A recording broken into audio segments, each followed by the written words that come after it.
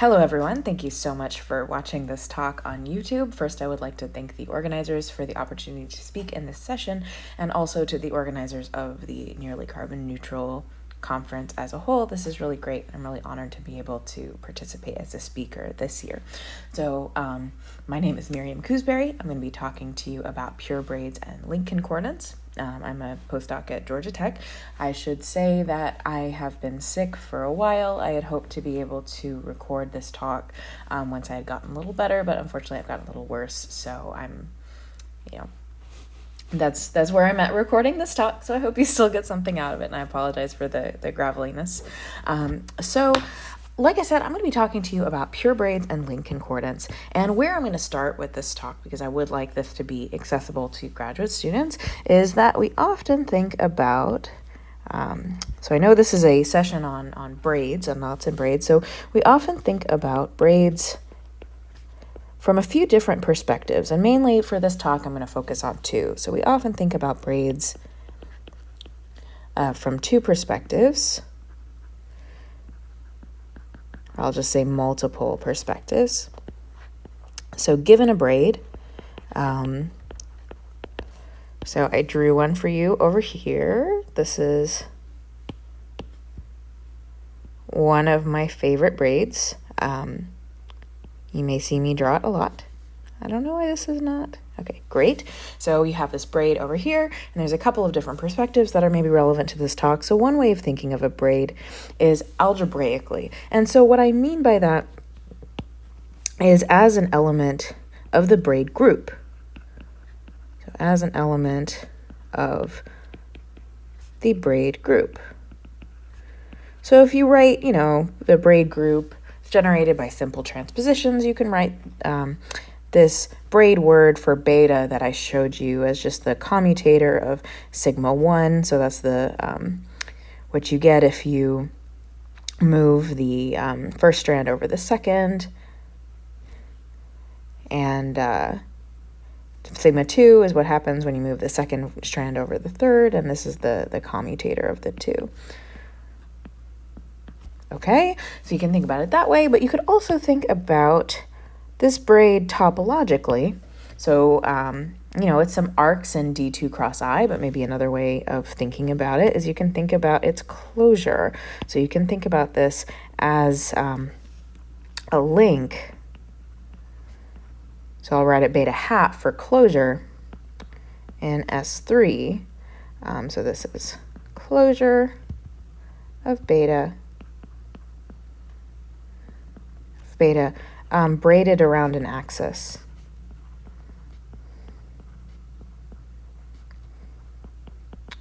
So in this talk, what I'm going to do is I want to think about these sort of both at the same time. So I want to think about the algebra that you get, so of an associated group.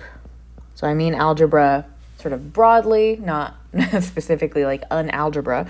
So think about the algebra of an associated group constructed by cutting open links. Constructed by cutting open links. So in this talk, I'm going to focus on pure braids. So I'll focus on pure braids. And what that is, if you don't remember or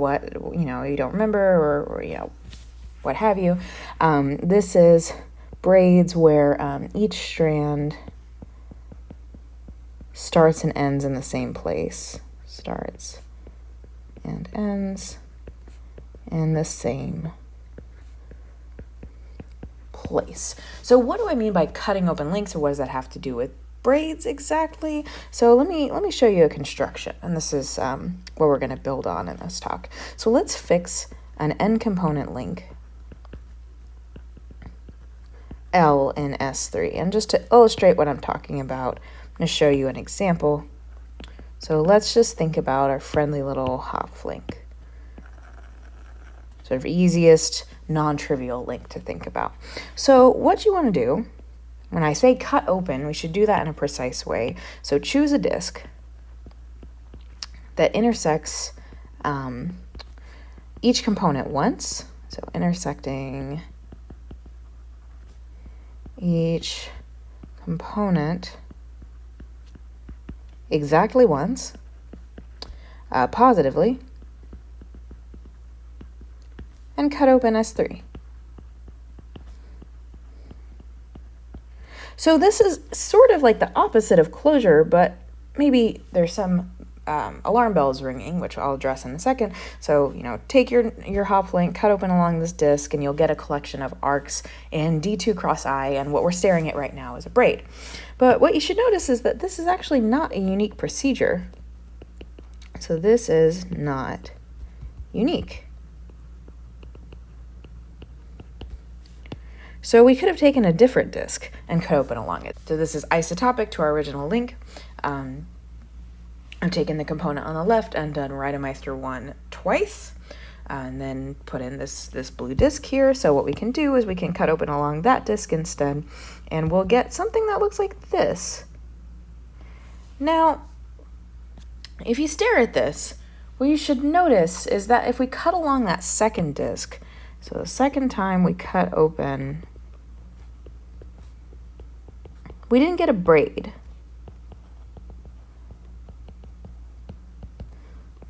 So these are the kind of objects that I want to focus on in this talk today, and that I focused on in this work, is what happens when you just take a link and you cut open along a disc, and that might not be a braid. So this definition is due to Dimet in 1988, where he defined something called a string link. So a pure n-component string link, sigma in D2 cross I, is a smooth, proper embedding of, so I said n-component string links. It's a smooth, proper embedding of n disjoint copies of the interval, such that, well, the arcs start at the top and end at the bottom. So fix some points P1 through Pn in the interior of the disk, and you have these embedded arcs that go from the top to the bottom. And that's really what we're staring at over on the left. So this is not isotopic to a pure braid, but it is a pure string link. So the reason that we can talk about this, or why we might want to talk about this in this context, is that, we tend to like talking about concordance when we're talking about groups. So we have a notion of concordance for links. So we say that two n-component links are strongly concordant if there exists n smooth, disjoint, properly, my unveiling has gotten a little messed up here. If there exists n smooth, disjoint, properly embedded cylinders connecting L1 to L2 and S3 cross I. So I've drawn this kind of suggestive picture for you here, and the reason why it's suggestive is I've kind of already drawn this link as a braid closure, or as a closure of something. So if you think about what we're staring at right now, this is a schematic picture where we have S3 cross 0 on the top and S3 cross I, or cross 1 on the bottom. So what I want to get at is, we're taking links, we're cutting them open to get string links. We know what concordant links are. Is there an idea of concordant string links? And yes, there is. So what you want to do in order to get a concordance between string links is sort of cut open S3 cross I in a careful way.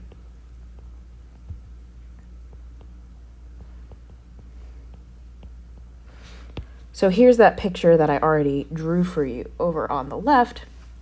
And then you could think that you could perturb the concordance so that it was really simple on a little piece of it. So maybe I'll say perturb and cut open. And what you'll get is something like this. So kind of a collection of parallel, sheets in D2 cross I. So cut open S3 cross I, and you'll get D2 cross I. And if you think about it, if you sort of close up this thing that we have on the right, you'll get back to some sort of concordance in S3 cross I. But notice these things are not exactly unique. This is just to sort of morally give you an idea of why we would have this concrete definition from Dimet, that we say that two n-component string links, sigma 1 and sigma 2, are concordant if there exists a smooth embedding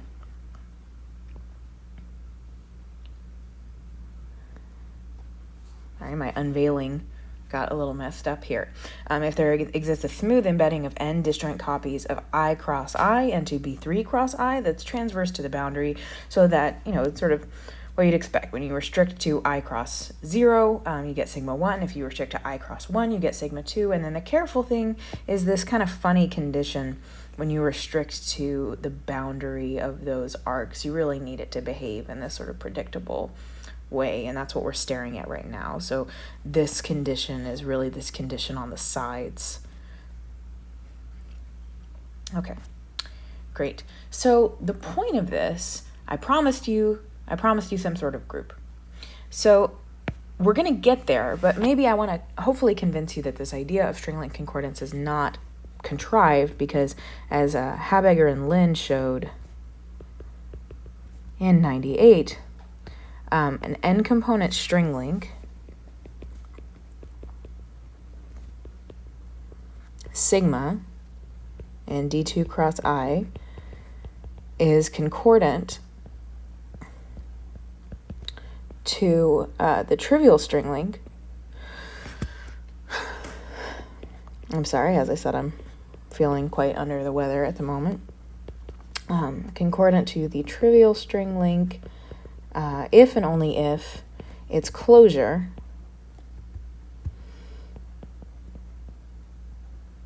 is concordant to the unlink.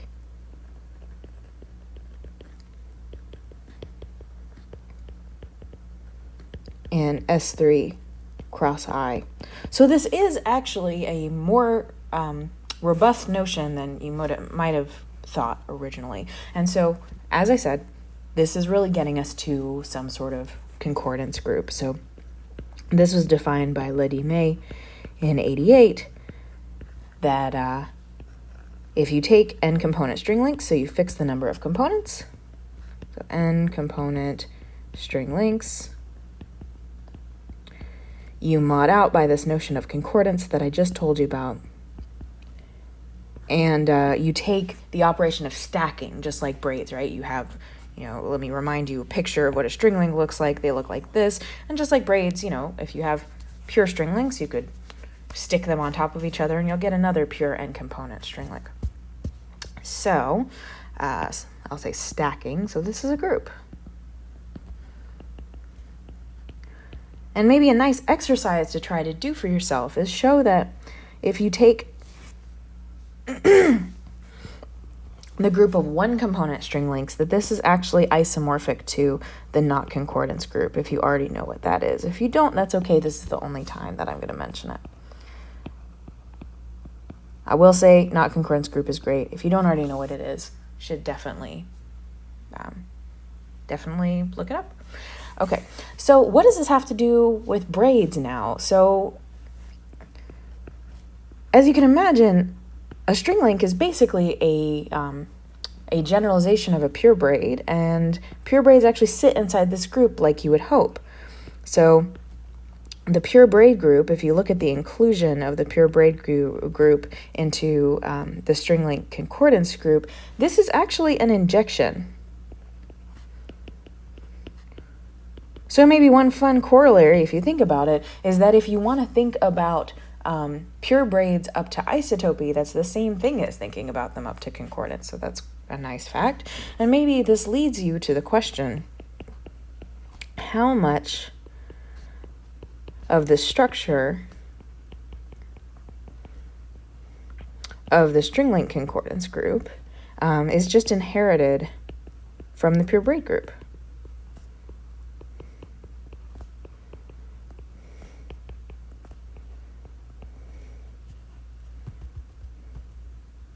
Instead of writing it all out, I'll just write PM. So this is the motivating question for me. This is a motivating question for this project. And there's a couple more things that I need to tell you in order to give you the results.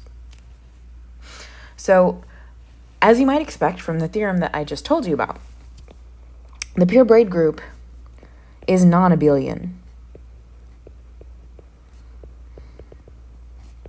for all n greater than or equal to 2. So I should mention that the hardest case in this theorem was the one proved by De Campos in 95, because as you maybe noticed, for n greater than 2, the pure braid group is non-abelian, so it just follows from the theorem that I told you before. So De Campos, proving it for n equals 2, somewhat difficult, uses theta graphs.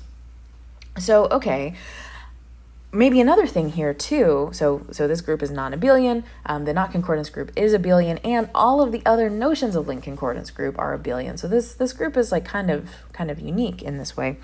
So Kirk, Livingston, and Wang showed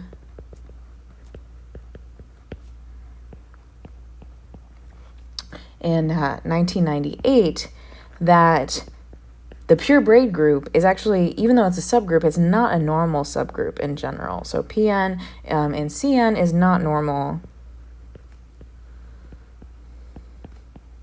for n strictly greater than 2. So what I showed, I guess I put this on the archive late last year, is that if you take the quotient of the string link concordance group mod the normal closure of the pure braid group, that this is still non-abelian. So it was non-abelian for all n. And maybe I'll say greater than or equal to 2, because again, if n equals 1, then that's just the everything sort of collapses. It's just the not concordance group. So morally, what is the point of this result? Well, this is kind of complementary to, I don't know why. All my sneaky reveals have just been sabotaged by the end of my iPad. This is a complementary result to the celebrated classification of links up to link homotopy by Habegger and Lin in 1990, where they showed that the set of string links mod link homotopy surjects onto the set of pure braids mod link homotopy. So this is saying that there's still lots more structure in the string link concordance group than just what's coming from the pure braid group, even though every string link is link homotopic to a pure braid. In the last few minutes of my talk, I would like to tell you briefly about the main tool that I use to prove this. So the main tool here is a subset of Milnor's invariants, which are trivial for elements in the normal closure of the pure braid group. So if you don't already know what Milnor's invariants are, there's no way that I'm going to be able to define them from scratch in 5 minutes, but I do want to give you sort of a feel for how they work, how they're constructed, and why they're interesting. So sort of briefly, what they are, so Milnor's invariants are functionally higher order linking numbers. So they're higher order linking numbers. In the following way.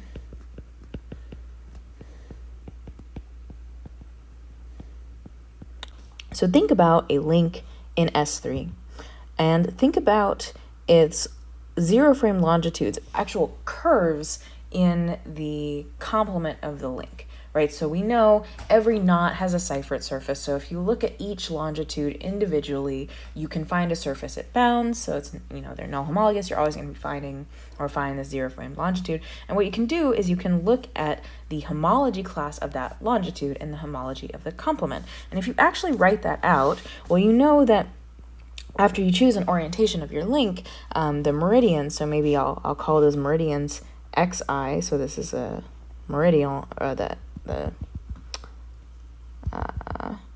maybe I'll call this j, xj, and this is the jth meridian. Those form a basis for the homology of the link complement. And if you look at what the coefficients are of those basis elements, it's just going to be the linking number of the ith component with the jth component. So linking number is really just sort of giving you the element of homology in the correct basis, namely the basis of meridians. So if you think about the whole group,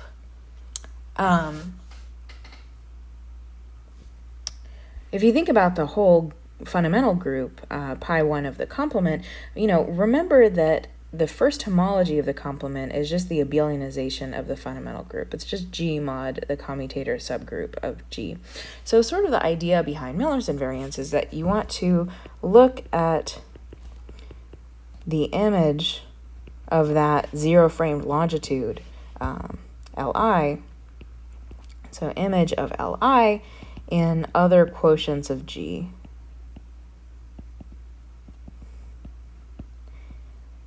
And the correct quotients to look at in this case are by the lower central series. So the lower central series of G is defined recursively, where the first term is just the group itself and the n plus first term is the commutator of G with the nth term. And the quote-unquote definition of the Milner's invariance of a link is that they are concordance invariants that are derived from looking at the actual homotopy class of the ith longitude in G mod GQ. So the way to do this appropriately is somewhat technical, but sort of the point is that we're trying to do exactly what you do with linking numbers. You take a longitude, you look at it in the quotient, some appropriate quotient of the fundamental group, and then you get concordance invariance out of it. So here's the point. String links that are in the normal closure of the pure braid group have somewhat predictable Milner's invariance, or at least some of them are predictable, and that's how this proof goes, basically. So further questions, and I'm about out of time, where is natural for me to go next, is thinking about what is the abelianization of this group? Because again, the fact that the string link concordance group is still non-abelian when you get rid of pure braids is like quite bizarre. So what is its abelianization? Maybe some other natural questions are, is this group solvable? It's not abelian, but maybe it's sort of close to being abelian, that it's solvable or something like that. Maybe it's also natural to ask, does this have finite order elements? So the string link concordance group absolutely has finite order elements, and the pure braid group is torsion free. So there's probably some interesting things here. And maybe beyond that, what is the structure of the normal closure of the pure braid group? And maybe something I've been thinking about recently is, are there boundary links in that normal closure? It'd be quite bizarre if there were. And maybe finally, I want to point you to this question that Harvey, Park, and Ray are thinking about, which is, how does the pure braid group interact with the n-solvable filtration? It might be interesting to study this quotient in that context. So I will end here. Thank you for your time.